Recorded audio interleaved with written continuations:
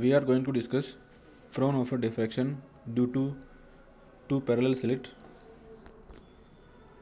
In this figure, AB and CD are two parallel slits of equal width of E, small e, and these are separated by an opaque distance which is equal to BC. यहाँ पर जो slits है A B और C D, इनमें इनकी प्रत्येक की जो विड्थ है वो स्मॉल ई है. इन स्लिट्स पर लैम्बडा वेवलेंथ का एक W F wave front incident है परपेंडिकुलरली. इन स्लिट्स का जो इनके जो प्रत्येक पॉइंट है वो सेकेंडरी वेवलेट्स का काम करेंगे according to Huygens wave theory. यहाँ पर कॉन्वेक्स लेंस डिफ्रेक्टेड जो वेव फ्रंट्स हैं, वेवलेट्स हैं, उनको फोकस करने का काम करता है और बाद में ये फोकस्ड वेवलेट्स पॉइंट पी पर ऑब्जर्व किए जाते हैं. हम जानते हैं कि Fraunhofer diffraction due to single slit वाले टॉपिक में जो प्रत्येक सिंगल स्लिट से थीटा एंगल पर डिफ्रैक्टेड वेवलेट्स थी, उनके कारण जो रिजल्टेंट एम्पलीट्यूड था वो ये था, a theta equals to a naught sine alpha upon alpha. And angle था इनके बीच में alpha equals to pi e sine theta upon lambda. Here alpha equals to delta by 2. यहाँ पर एक चीज़ ध्यान देने वाली है कि दोनों स्लिट्स के जो सेंटर पॉइंट्स हैं S1 और S2, वहाँ से जो इमिट होने वाली वेवलेट्स हैं उनकी फेज सेम होती है. मीन्स ये सेम फेज में पॉइंट P पर पहुँचती है. या दूसरे शब्दों में इस तरह कह सकते हैं कि ये इमेजनरी पॉइंट सोर्स की तरह काम करते हैं S1 और S2, क्योंकि ये कोहेरेंट सोर्स होते हैं, इनमें फेज डिफरेंस नहीं होता है.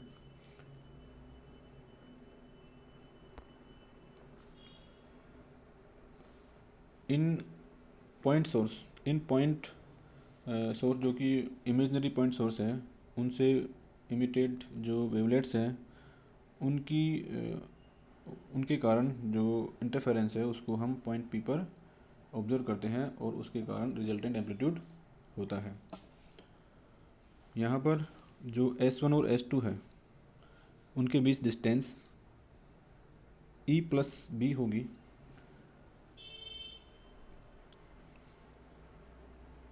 अब जो सेंटर पॉइंट्स है स्लिट्स के, यानी S1 और S2 है, वहाँ से जो वेवलेट्स जनरेट होगी, जो आगे मूव होगी, उनमें path difference E plus b sine theta होगा. क्योंकि यहाँ पर अब डिफरेंस E प्लस बी है और इसके कोरस्पॉन्डिंग जो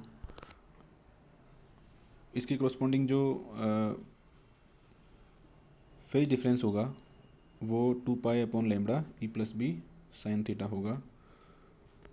क्योंकि हम जानते हैं कि phase difference equals to 2 pi upon lambda into path difference. तो इसके कारण जो रिजल्टेंट एम्पलीट्यूड होगा पॉइंट पी पर, उसको हम इंटरफेरेंस के प्रिंसिपल के अनुसार लिख सकते हैं. हम जानते हैं कि दो यदि एम्पलीट्यूड दे रखे हों R1 और R2, तो resultant amplitude R equals to R1 square plus R2 square plus 2R1 R2 cos theta होता है.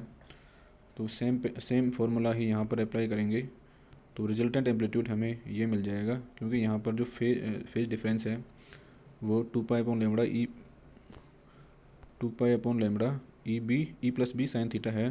तो यहाँ पर इसको पुट किया है इस इक्वेशन में. इसको सोल्व करेंगे तो हमें इक्वेशन फर्स्ट मिलेगी. यहाँ पर हम इस एंगल की जगह बीटा को सब्स्टिट्यूट करेंगे तो हमें इक्वेशन 2 मिलेगी, means R equals to 2a theta cos of beta. इससे जो रिजल्टेंट इंटेंसिटी होगी वो हम निकाल सकते हैं इसका एम्पलीट्यूड का स्क्वायर करके। तो हमें इक्वेशन 3 प्राप्त होती है इससे। यहाँ पर I naught equals to 4a naught square जो कि मैक्सिमम इंटेंसिटी होगी। यहाँ पर अल्फ़ा और बीटा की वैल्यू पुनः पुट करेंगे तो हमें इक्वेशन 4 मिलेगी। अब ये इक्वेशन 4 शो करती है कि यह sign square alpha upon alpha square पर डिपेंड करती है, साथ ही कोस स्क्वायर बीटा पर भी डिपेंड करती है।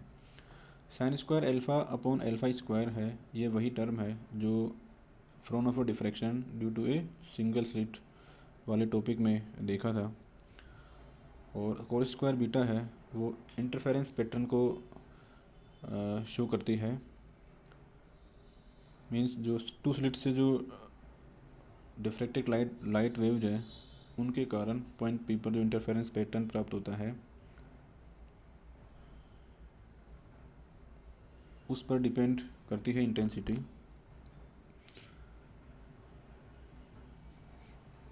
अब हम जो फर्स्ट टर्म है sine square alpha upon L square उस पर रिजल्टेंट इंटेंसिटी की डिपेंडेंसी को देखेंगे, क्योंकि यहाँ पर ये टर्म दिखाती है कि जो प्रत्येक स्लिट है वहाँ से डिफ्रैक्शन हो रहा है, तो इसका इंटेंसिटी डिस्ट्रीब्यूशन सेम वैसा ही होगा जैसा diffraction pattern diffraction due to single slit वाले टॉपिक में किया था हमने।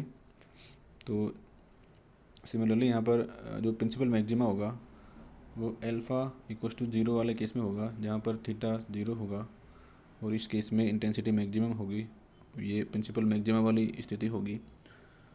सेकेंडरी मैक्सिमा के लिए अल्फ़ा इक्वल्स टू 0 होगा, sorry tan alpha equals to alpha होगा, और इस केस में जो पाथ डिफरेंस होगा ई साइन थीटा उसकी वैल्यू इस तरह दी जाएगी, और इंटेंसिटी है उसको इक्वेशन 5 से रिप्रेजेंट किया जाएगा। प्रिंसिपल मिनिमा होगा, उसके लिए जो पाथ डिफरेंस होता है वो e sine theta plus minus m lambda होता है। मीन्स यदि पाथ डिफरेंस है वो 1 लैम्डा 2 लैम्डा 3 लैम्डा हो तो उस केस में इंटेंसिटी 0 प्राप्त होती है। अब इस इंटेंसिटी रिजल्टेंट इंटेंसिटी की जो कोस स्क्वायर बीटा टर्म है उस पर डिपेंडेंसी को देखेंगे। यहाँ पर जो कोस स्क्वायर बीटा है वो इंटरफेरेंस के मैक्सिमा और मिनिमा को रिप्रेजेंट करता है। पहले वाले केस में मैक्सिमा वाला केस है, इंटरफेरेंस मैक्सिमा कब प्राप्त होगा। इंटरफेरेंस मैक्सिमा वाला केस, इस केस के लिए जो कोस स्क्वायर बीटा है वो 1 होना चाहिए, मीन्स बीटा की वैल्यू प्लस माइनस एन पाई होनी चाहिए, तब जो इंटरफेरेंस मैक्सिमा है वह प्राप्त होता है। मीन्स इस केस में n equals to 0 1 2 3 4 and so on होना चाहिए। यहाँ पर n equals to 0 central maxima वाली पोजीशन को शो करता है। बीटा की वैल्यू पुट करेंगे यहाँ पर, तो इसको हम इस तरह लिख सकते हैं, means sine theta equals to plus minus n lambda upon e plus B.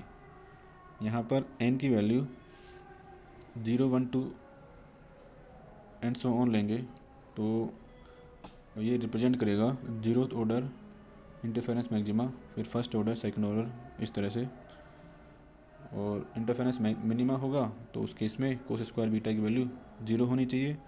इस केस में जो बीटा की वैल्यू पुट करेंगे तो फाइनली साइन थीटा की वैल्यू ये प्राप्त हो गई। अब यहाँ पर जो दो टर्म्स हैं sign square alpha upon alpha square और जो कोस स्क्वायर बीटा है उनमें अलग अलग ग्राफ खींचते हैं पहले, और बाद में इनका इंटेंसिटी डिस्ट्रीब्यूशन को देखेंगे। जो पहला ग्राफ है सबसे टॉप पर वो diffraction due to a single slit को रिप्रेजेंट करता है, इसमें कोस स्क्वायर थीटा वाली टर्म इंक्लूड नहीं है। तो इससे हम देख सकते हैं कि ये है वो सेंट्रल जो मैक्सिमा है वो वाली स्थिति है, ये प्रिंसिपल मिनिमा है दोनों तरफ, और यहाँ पर फर्स्ट सेकेंडरी मैक्सिमा है, ये सेकेंडरी मैक्सिमा है। ये फिगर शो करता है कोस स्क्वायर बीटा के ग्राफ को, और ये इन दोनों का रिजल्टेंट इंटेंसिटी डिस्ट्रीब्यूशन को रिप्रेजेंट करता है। अब हम देखेंगे कि जो स्लिट की विड्थ है ई, उसका फ्रिंज पैटर्न पर क्या इफ़ेक्ट पड़ता है। जब ई को इंक्रीज किया जाता है, स्लिट की विड्थ को बढ़ाया जाता है, तो सेंट्रल मैक्सिमा है उसका पीक और शार्प हो जाता है, लेकिन जो फ्रिंज डिफरेंस है वो चेंज नहीं होता है। Now effect on the opaque part b of the slit और मिशिंग ऑर्डर। अब हम पी का इफेक्ट देखेंगे। जब बी को बढ़ाया जाता है, ओपेक पार्ट है जो दोनों स्लिट के बीच में, उसको इंक्रीज किया जाता है ई को कांस्टेंट रखकर, तो डिफ्रैक्शन पैटर्न में तो कोई चेंज नहीं होता है, लेकिन जो इंटरफेरेंस फ्रिंजेज हैं उनके बीच में जो डिफरेंस है वो कम हो जाता है। अब जो इक्वेशन यहाँ पर है डिफ्रैक्शन मिनिमा की और इंटरफेरेंस मैक्सिमा की, डिफ्रैक्शन मिनिमा और इंटरफेरेंस मैक्सिमा की इक्वेशन 9 और 10, ये दोनों किसी थीटा वैल्यू के लिए साइमल्टेनियसली सेटिस्फाई होती है। यानी जिस केस में डिफ्रैक्शन निम्निष्ट होता है, मिनिमा होता है, तो ये वेवलेट्स अपोजिट फेज में होती है, और इस केस में इनमें इंटरफेरेंस मिनिमा प्राप्त होता है, यानी इस केस में इंटरफेरेंस मैक्सिमा मिसिंग होता है। तो इक्वेशन 9 और 10 से हम लिख सकते हैं, इक्वेशन 11 को प्राप्त कर सकते हैं। दोनों को एक साथ लिखने पर साइन थीटा की वैल्यू पुट करेंगे तो हमें इक्वेशन 11 प्राप्त हो गया।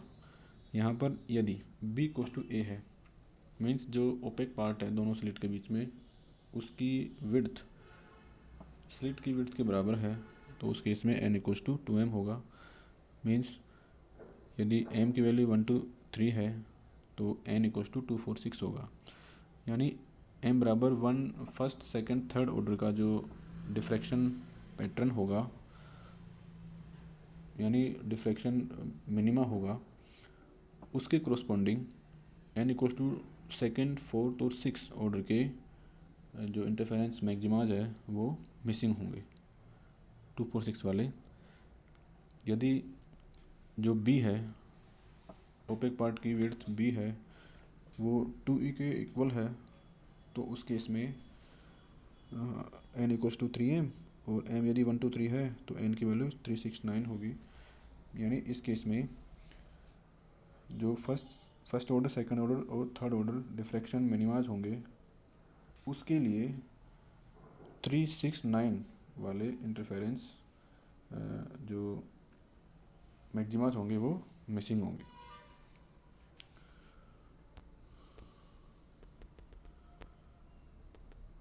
Thank you.